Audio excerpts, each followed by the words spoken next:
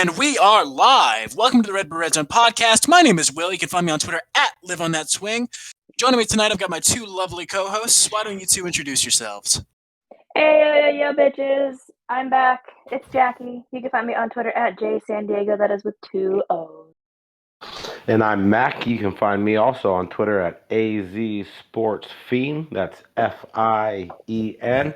And we want to thank you guys for joining us. I believe it's 36 days in the making since we hired a general manager. We have officially hired Jonathan Gannon, the Eagles defensive coordinator, 40-year-old. Just 2 decades ago, back in 2003, he started at Louisville after his career ended there in football due to a hip injury as a student assistant. So in 20 years, he's moved his way up.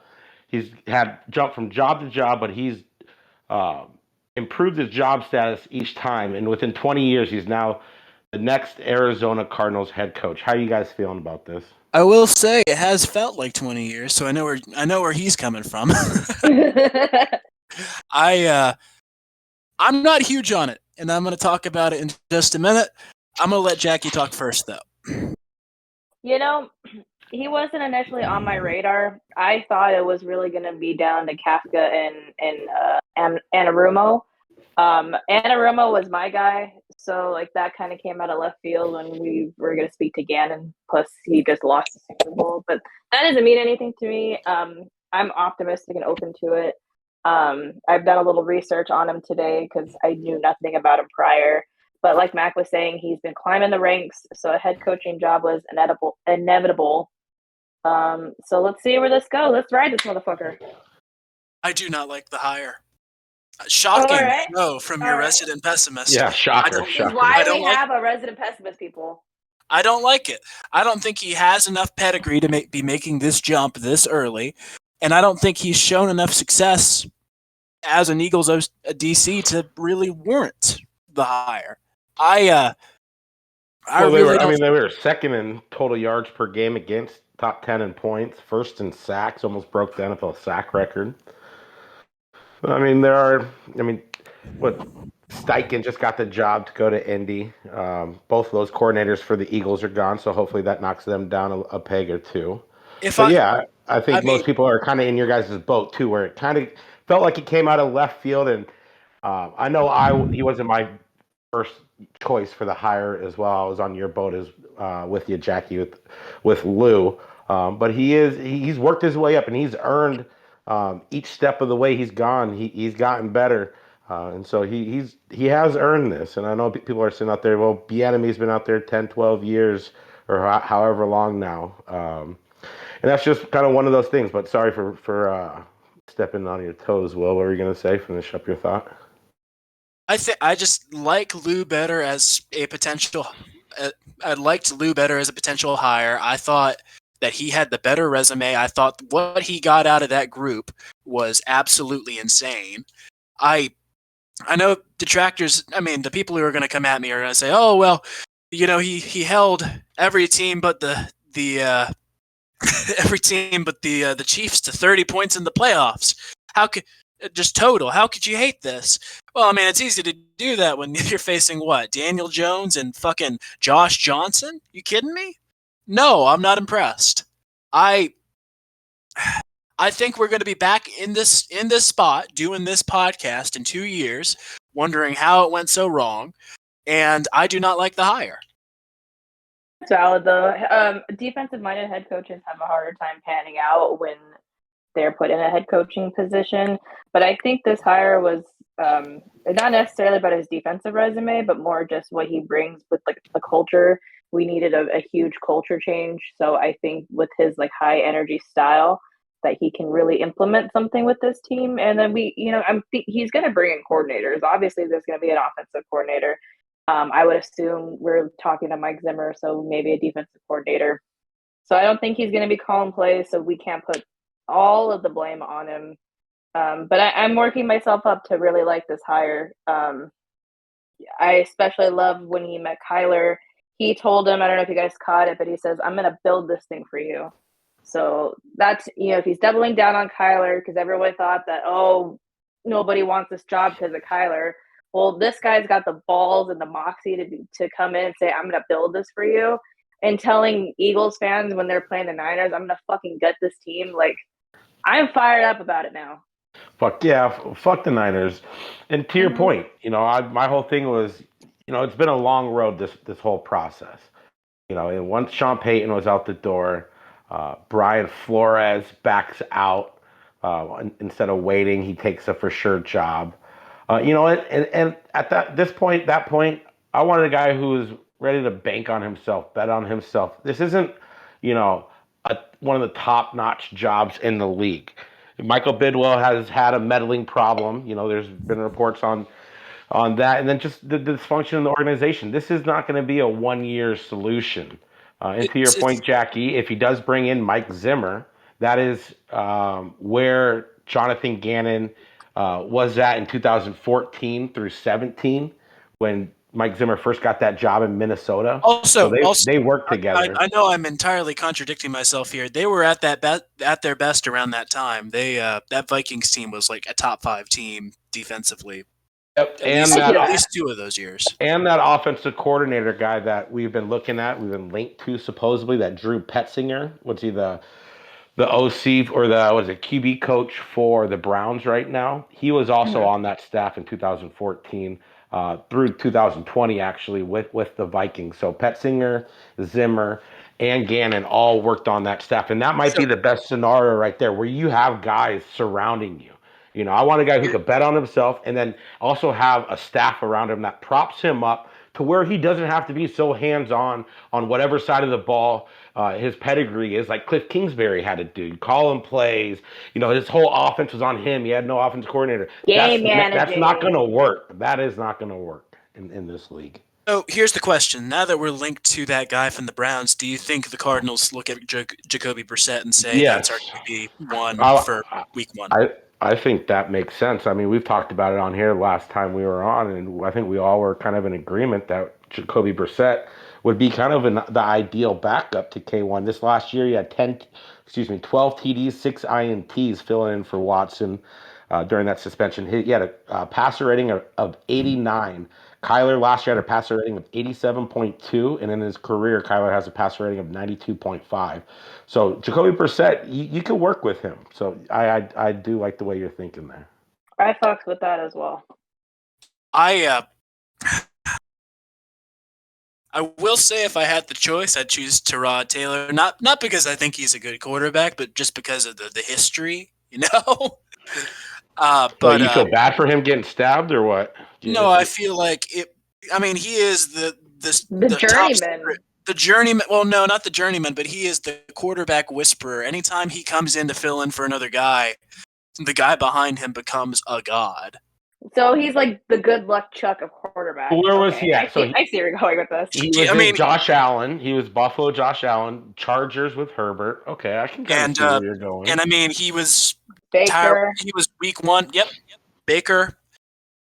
Well, we won't talk about that. Well, I mean, I've got Jury's still out on Baker. I've got stuff I want to say about that, but I mean, I don't want to start an argument. You'd rather have Baker here? Is that what you're trying to? No, I'm not declaring my love for Baker. I think that Baker got rushed back onto the field. I don't know. It's entirely fair to dub him a bust or whatever people are calling him these days. That's what I'm saying. I think the jury's still out on Baker. I think that was a terrible situation for him because they didn't like him. I will say, sorry, I hate that I keep interrupting. I will say though, the fact that Jimmy Haslam is looking into buying a stake in the Bucks is making me very happy. I'd love to see them flounder. So I will say though I know some people have had worries on Bidwell meddling. We've talked about it. Reports came out last year. He had both Vance and Cliff, during the week going over tape, which I guess that happens in the NFL. He's the owner. He can do whatever the fuck he wants. And this hire does seem like Monti Ossenfort has full autonomy.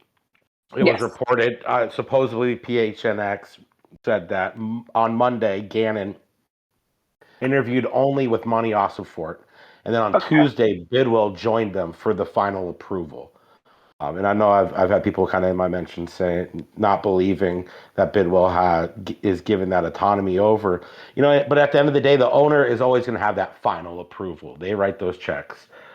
So that kind of lands on par. And then the next step right now, like we talked about, is what are we going to do at OC and DC? Vance Joseph is still under contract. My view right now is if Vance Joseph is still here, that is a telltale sign that Bidwell is still trying to meddle a little bit. If he's gone, and I don't know why, with him having a couple of years, I've seen people, I would love to have VJ stay somewhere in the organization, but not just as a DC. Nah, he's under contract for a couple more years at least as the Cardinals DC. He's not just going to give the job to somebody else or let somebody else take that job. It basically step down, take a lower position within the same franchise or organization. That just doesn't. That's just never going to happen. Give him, But give if him he to, does stay, that is a red flag to me. That's all I will say. give him to Yeah, Philly for a fifth. Oh, right. Philly wants him. Philly wants him. Take And him. it's not a diss at Vance Joseph. Like I had, written about it numerous times. He and said it on this podcast that he did a decent job with the lack of talent that he was given, but we need a full reset, and that does not include Vance. And there were reports that if Lou was hired, that he would have kept Vance. I'm not sure if they have They a. have ties together. Okay, see, and Ugh. that makes sense to me right there. And honestly, I wouldn't hate it because it wouldn't be Vance's system. He would be uh, just a part of it, but it would be Lou coming in here, designing everything, and then he'd probably hand the play calling reins. But it would be over to Vance, but it would be Lou's job right there, designing everything, putting people in positions. He's figuring out who's playing here, here, here, and there. At that point, I wouldn't have hated it, but with Gannon coming in, really has no ties to VJ. I would love to see Mike Zimmer here. Mike Zimmer, that he was a hell of a defensive coach. Those last 2 seasons in Minnesota pretty much spiraled out of control a little bit. But his 22 years as a DC or head coach, his teams were in the top 10 of points per game 10 times. 9 times over his last 13 seasons in the league. And 2 of those times were his last 2 seasons as head coach. Wait, points Uh, per game or points allowed? points per game allowed. Excuse me. Gotcha. So they were top 10 times in 22 years as him being a DC or head coach, and 9 times in the last 13 years. And he's taking the year off. You spend 20 years in the NFL or any business really, and it kind of gets sideways on you. It's always good to take that year off, get perspective, like a lot of these big name coaches have done recently, and then come back and it seems like you don't really miss a beat. You learn how to adapt a little bit. You come back and you're just as good, if not better, for having that perspective. So I would love Mike Zimmer here at DC. And some people just they pan out better as coordinators versus a head coach. So when Mm-hmm. you have that load taken off of you and you can just focus on your one thing, that could be for the better. And his I think girlfriend's smoking hot. Remember we fucking all looked her up last year? Fucking yeah, banging.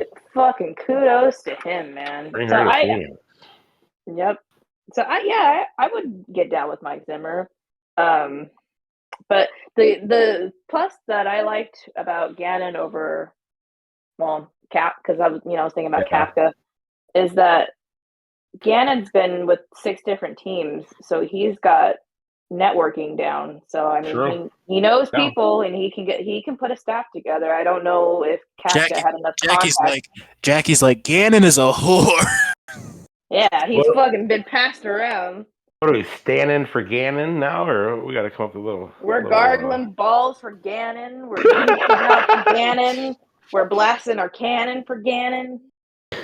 I know Valentine's Day was yesterday, but I ain't blasting nobody's balls. Sorry, Jonathan Gannon. Except for my own.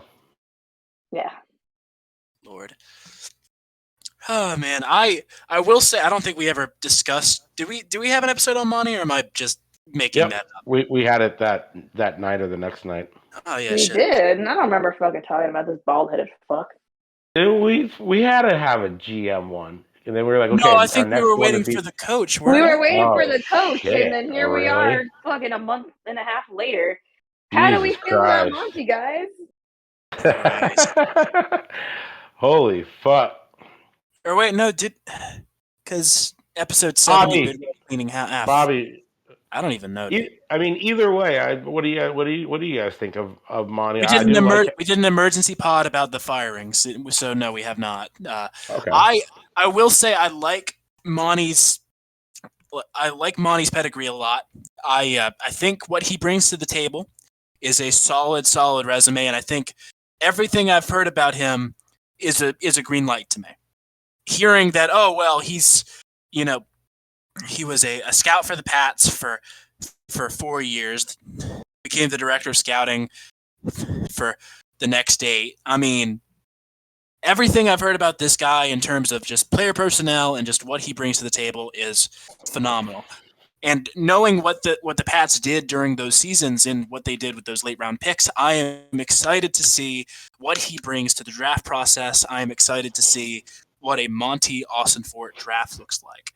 I am really excited about him as the GM for the Cardinals. I like him. I thought his opening presser was very nice, very humble. I love the hire. So since Bill loves it, I guess I got a bash on it. No, I'm kidding. I kind of forgot about every highlight that I liked about him initially. Yeah. I do remember I liked his presser, but doing a little bit of research, I guess before he even got the job, or even before he knew he was going to be a GM for a team, he just kind of put together a list of people he would hire as a head coach. And to me, that shows initiative. You know, you're speaking it into existence that you're getting a GM, and Gannon was on that list. So I really like it. I think he's going to do great things for us.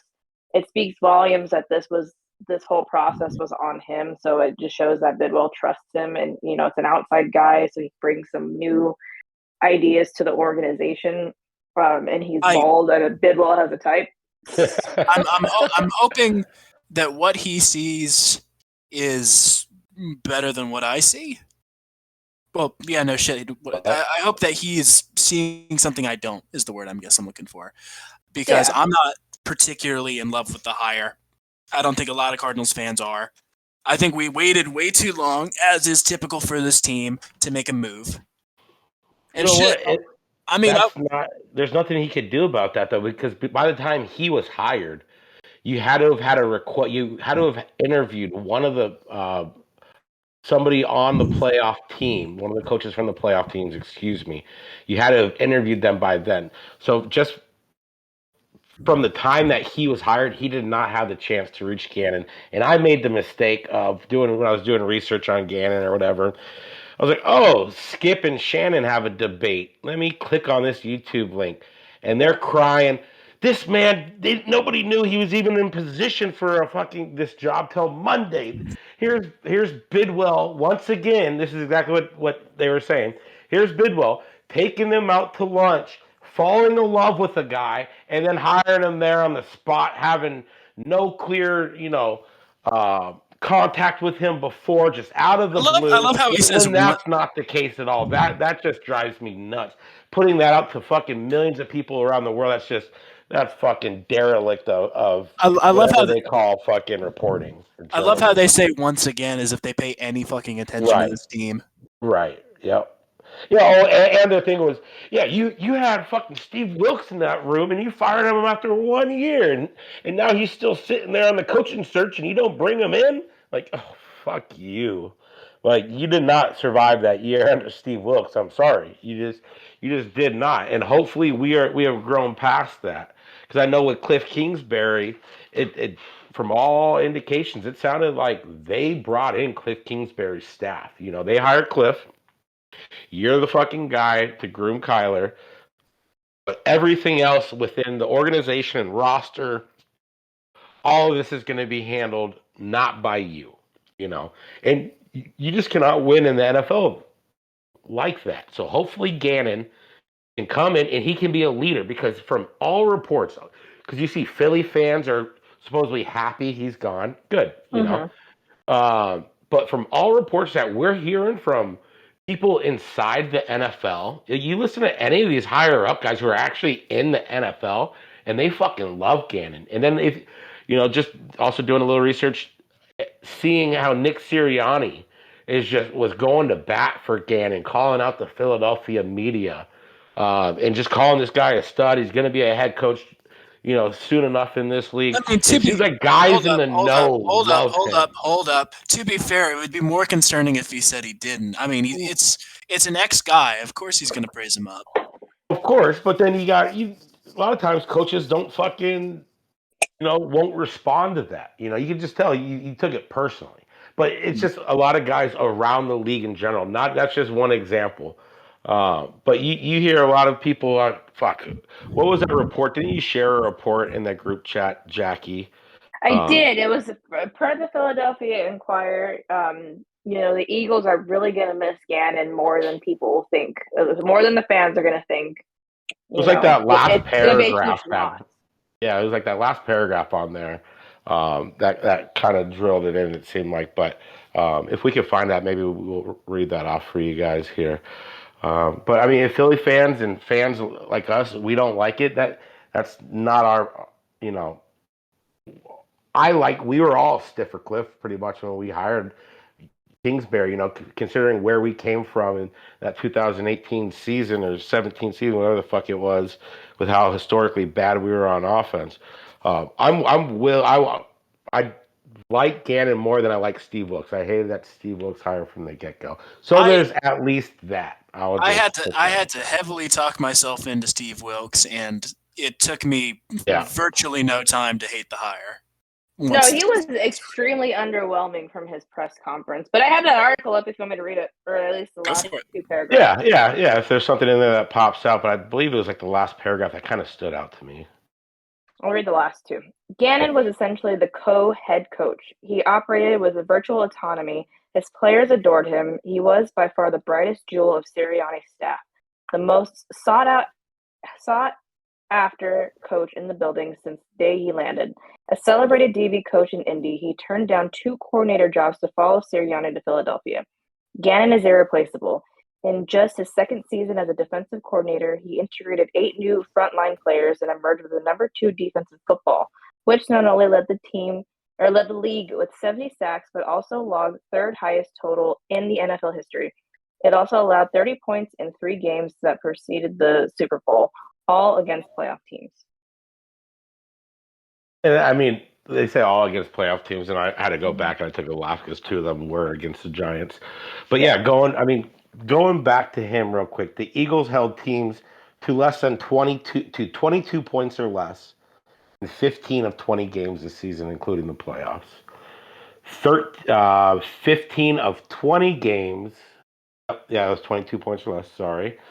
20 points or less in 13 of 20 games, and 5 times the Philadelphia Eagles defense held teams to 10 points or less this season. So 25% of the time. The guy gets propped up for a reason. It seems like the players love him, and hopefully some of these Eagles defensive players, free agents, will follow him over to Arizona, because the one thing that I know between Monti Ossenfort and Jonathan Gannon right here, right now, as there is going to be a massive amount of turnover on this roster. We're not going to recognize a lot of names. When new GMs come in, they love bringing in their own guys, and then you add on a new head coach as well. I wouldn't be surprised if at least half of our roster, if not more, are completely new players heading into 2023. Yeah, I wouldn't doubt it. I am really hoping that Monti can work his magic in the draft. Also, fun fact about Monti, he used to work at a student radio station at University of Minnesota Morris called KUMM. Come. And I looked Come into for the radio, stay for the action. I looked into I looked into the website because I was like, okay, do they have merch? They do. They have cum shots and cum rags. Shut the fuck up. No, they Dead don't. serious. I'm dead serious. I can send it. I'm sending it now. Oh my god, that is fucking Come awesome. shots for everybody. When we get Monty Ossenfort on this podcast, we will ask him about that. Bookmark that. We will fucking ask him about that. Oh my Even though god, he the chick is holding a sperm cell. It says cum. and I will How say much this. is this shirt? I'm buying it. $15. 15 Damn. bucks. I wouldn't even make a shirt for $15 for you guys. Sheesh, that's a deal. You better buy that. I will say this about Jonathan Gannon. A lot gets talked up about how well the Eagles did this season with their front seven, and that you just can't really ignore that with how many sacks they have, and they were one of the best defenses in the league, bar none. And a lot of it was due to their pressure up the middle and on the outside from guys like Hassan Reddick. But he is a DB coach at heart. He was a DB, a safety at Louisville. And he started in Atlanta. Bobby Petrino, that scumbag. He was at Louisville the same time that Gannon was. And so when Petrino left all of his players, you guys remember that? He got hired by the Falcons, and he just left all his players, didn't fucking tell anybody, and went to the Falcons. And who he brought over? It wasn't any other real coaches. It was fucking John Gannon. That's who he brought over as a student assistant, a grad assistant. Brought him to be a defensive quality control player for the Falcons. And then he was a pro scout, Gannon was, in St. Louis. So he's kind of been all over the map a little bit, having his fingerprints everywhere, which I do like. Then he went to defensive quality control guy, once again, like he was in ATL. Went to Minnesota, assistant DB coach, and then a DB coach in Indy. And he was credited from multiple sources I saw from helping Xavier Rhodes get back right when he went from Minnesota to Indianapolis. The year before, he had an 81.5% completion percentage against Xavier Rhodes did on 81 targets. That next season, his first year with Gannon in that DB room, he went from an 81.5 to a 51.9% on the same amount of targets, 81 targets. So there is something to be said. Our Cardinals, I believe secondary is probably their strong suit right now, considering how many free agents we have. But you have Byron Murphy. Hopefully, you're bringing him back. I'm hoping you think we would. But with the new GM and new coach, you never know. But Buda Baker, Jalen Thompson, those guys are steadfast back there.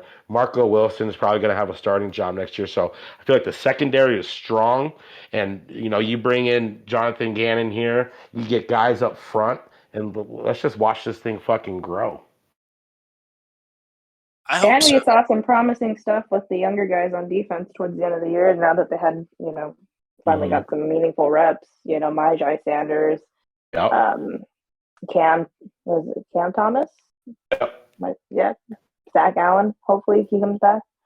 A lot of question marks, but yeah, you figure if there are two guys that I want back, it's got to be Byron Murphy and Zach Allen.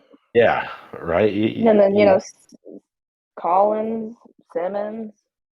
Yep. All right. Yeah, and you get a Gannon. So, and what I did find interesting, there aren't a lot of successful defensive guys in the NFL as head coaches. But with the Cardinals having the number 3 pick in the draft, and you have a couple stud defensive players right there, this also could be a sign like we can't fuck this up. Whoever we get at number 3, this defensive guy, he has to be a franchise guy. And so I do wonder if maybe that's kind of why Ossenfort seemed to go so heavy interviewing defensively. And, it might be kind of short-sighted since you're not just hiring for this year. But you want a guy with some pedigree who can get guys in position and make them successful. And Jonathan Gannon has shown he can do that. And unlike Lou, though, what made Lou so promising, I felt like as a defensive coordinator turned to head coach, is how well he adapted mid-game. With the Bengals, they did great in the second half of games, primarily later in the season and the postseason, and you didn't really see that much as with Gannon. But with between Monti and Jonathan Gannon, you can't just sit here right now. As much as we're trying to prop them up, I can't sit here right now and say these are home run hires. So at the end of the day, none of us know. None of us are sitting there It's in a those interview crapshoot. rooms. Yeah, exactly. And these guys are football guys, lifers who have grown up and have worked their way up from basically nothing. Gannon started at Louisville as a student assistant. He was And even a scout for the Rams, the St. Louis Rams. St. Louis Rams, right? And Monti Ossenfort, same thing. Started scout, worked his tail off to work his way up. Didn't even get looked at by the Titans in his own organization as a GM candidate. So that right there is kind of a red flag. But these guys are lifers. You get the right people around you in life. I don't care what you're doing and what business. Get people around you who prop you up. And if you can do that, you can be, you don't have to be the best guy in this, industry.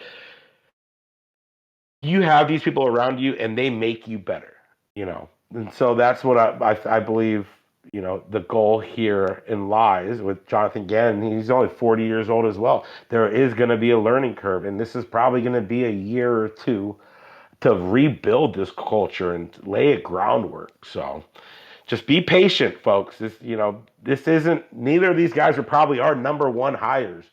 But as Cardinal fans who've been here for a long, long time, the sexiest names don't mean shit. Denny Green didn't win anything, and aging Kurt Warner came here and say, you never know when is going to be the right, marriage. So I'm just looking forward to having a brand new roster, a brand new set of eyes in the front office and on the field, offensively, defensively, because there is talent here. At the end of the day, there is talent.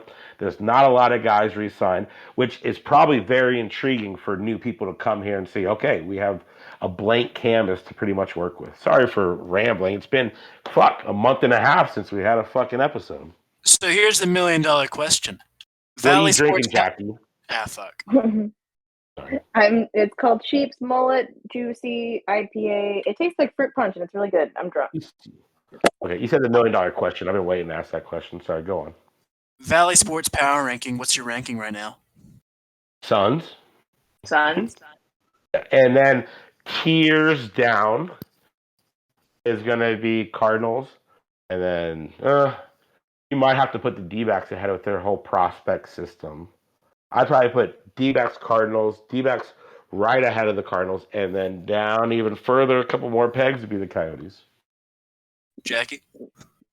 That was pretty much it for me. And I know little about baseball right now, but I know we've got some hot young guys in the works for next season. And I thought we were gonna be fucking dead last year, and we had a somewhat okay season. If there's one thing that Jackie knows, it's hot dudes coming up the system.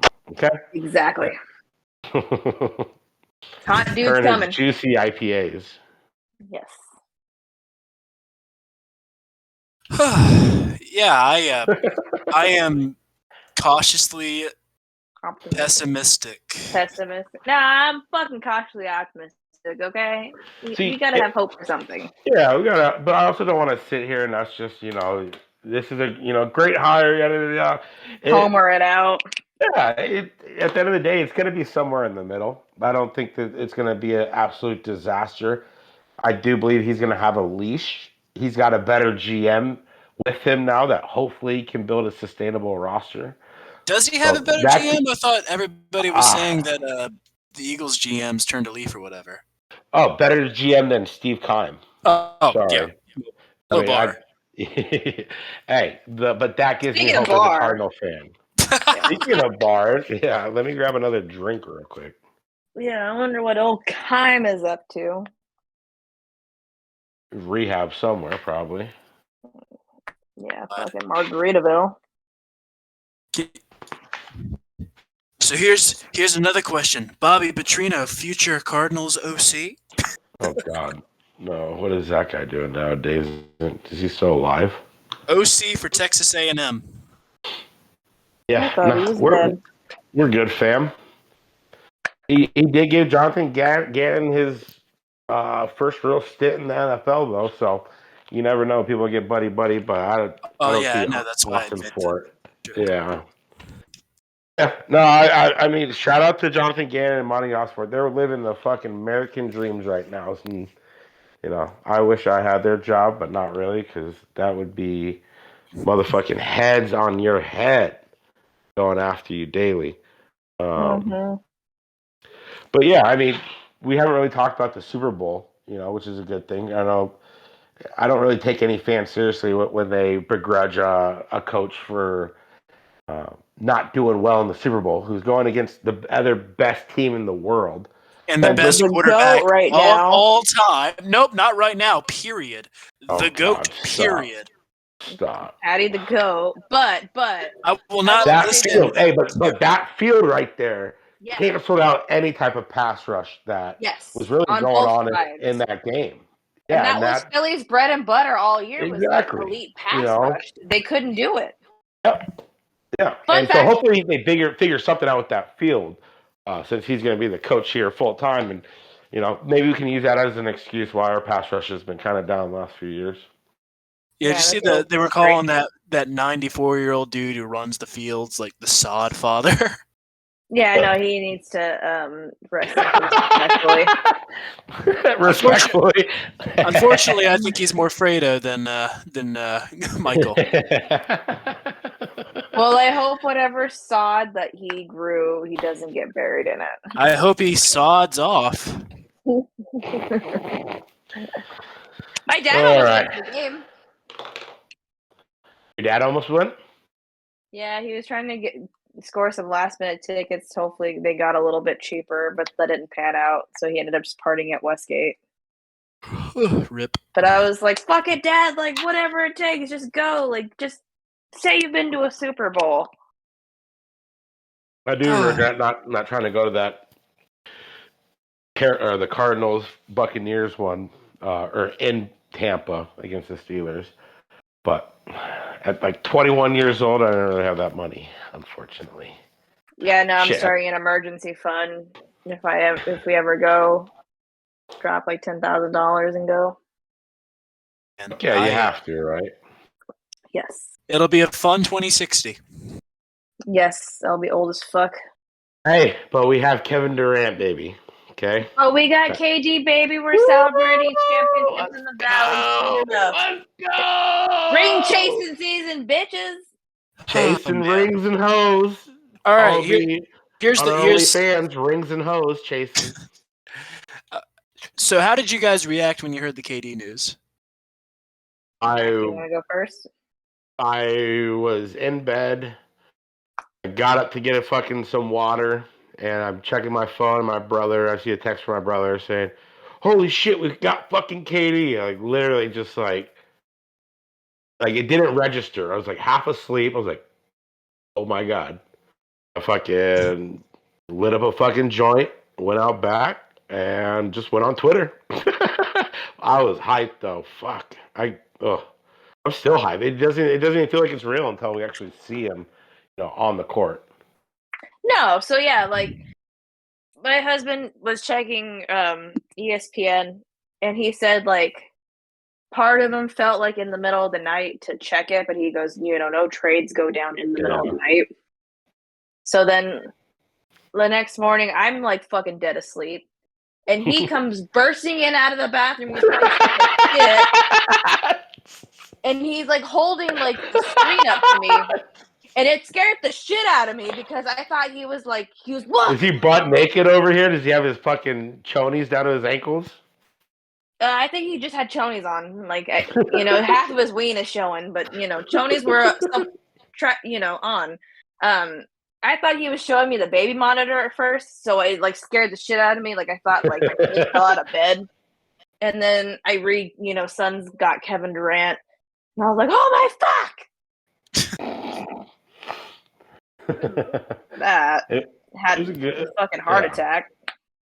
I woke up at 9 a.m. because I heard my phone ring. And it was my old man who usually doesn't call me specifically. So you thought somebody died? No, I thought it was Kevin Durant. Okay. And I was right.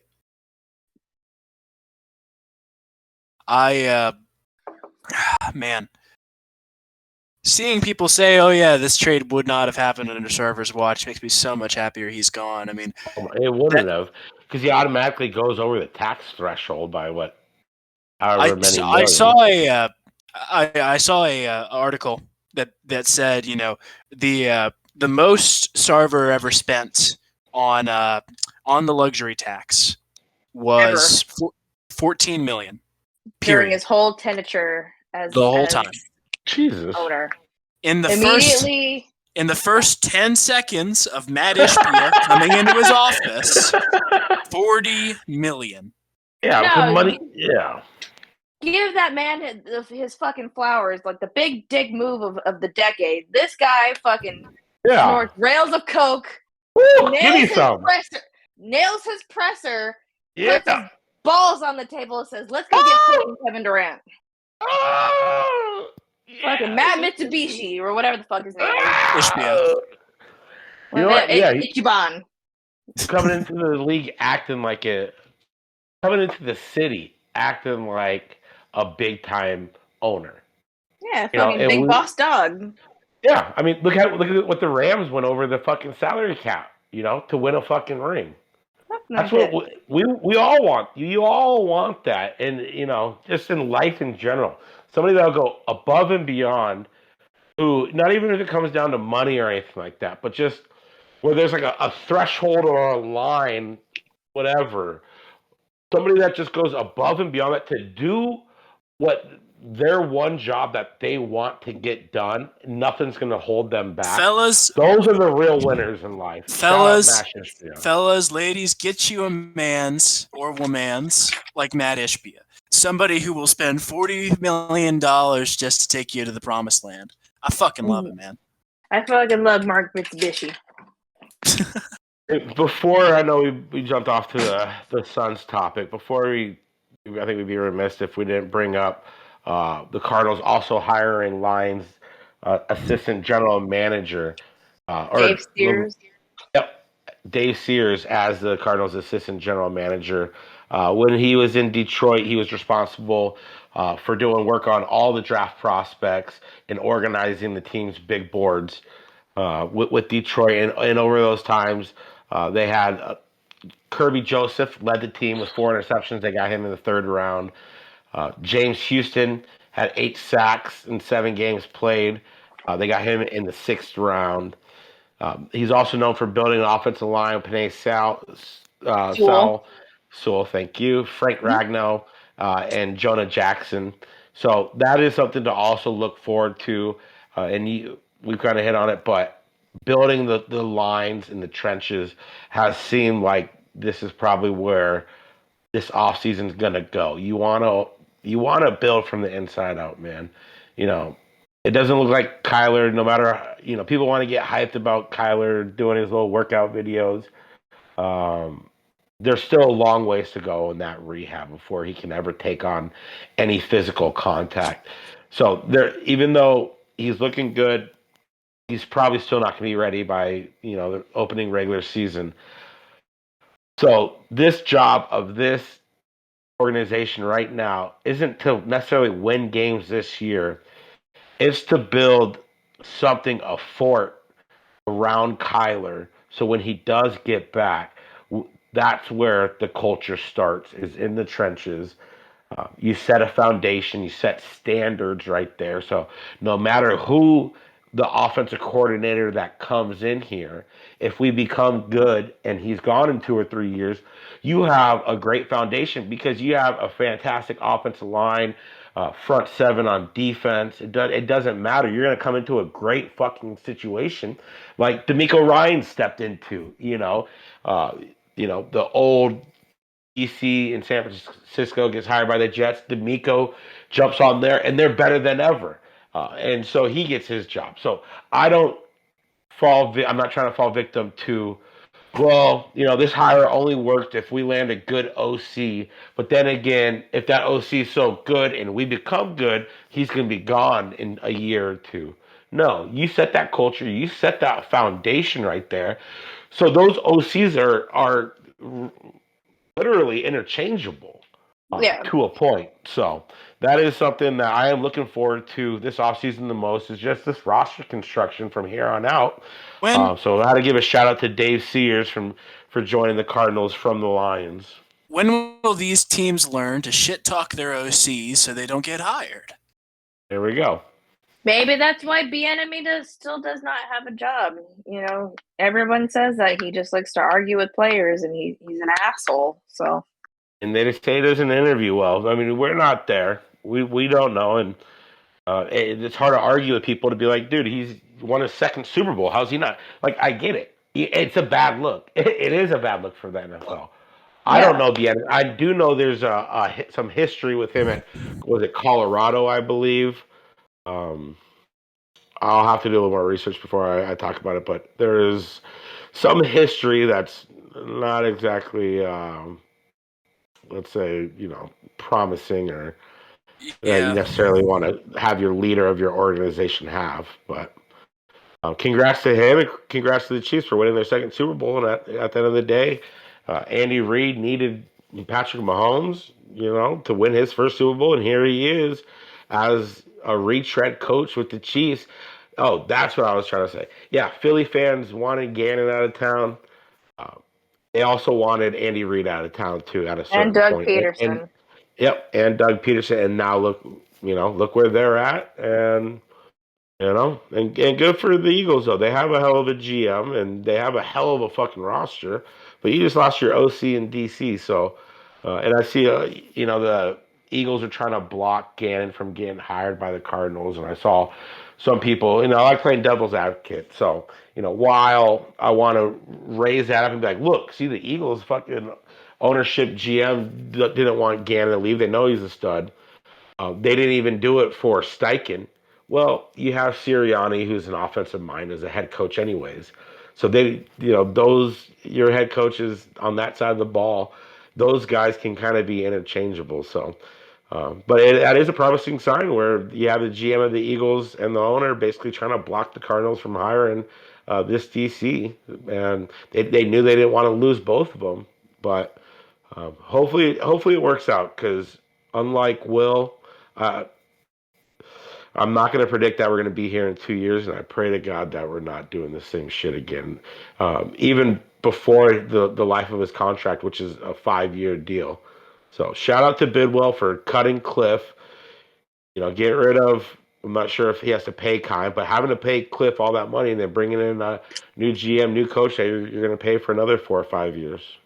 It also speaks volumes because I know Cliff was getting some looks for other coordinator Yep. positions and nothing Yep. came to fruition. So that speaks volumes, man, that we made the right choice in getting rid of him because now he can't even find a job. Ah, man.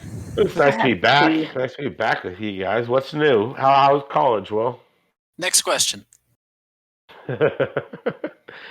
No partying or anything though out Not there. this semester. No. How you doing, Jackie? Your birthday was yesterday. We're recording on a Wednesday. This probably won't be aired till we're hoping Thursday. We do understand that Gannon will be doing his introductory press conference Thursday afternoon, and As so well, will KD.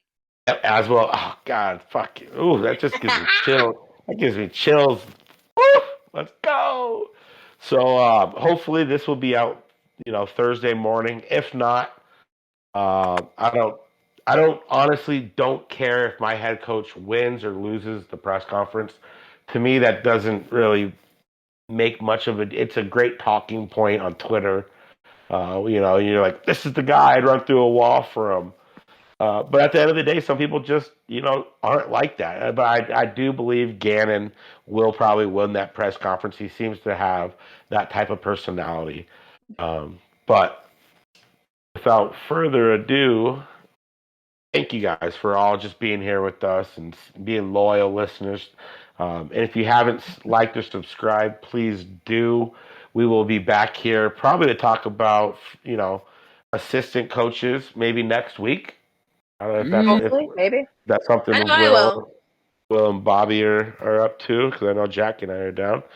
But other than that, I think we're good. All right. Yes, sir.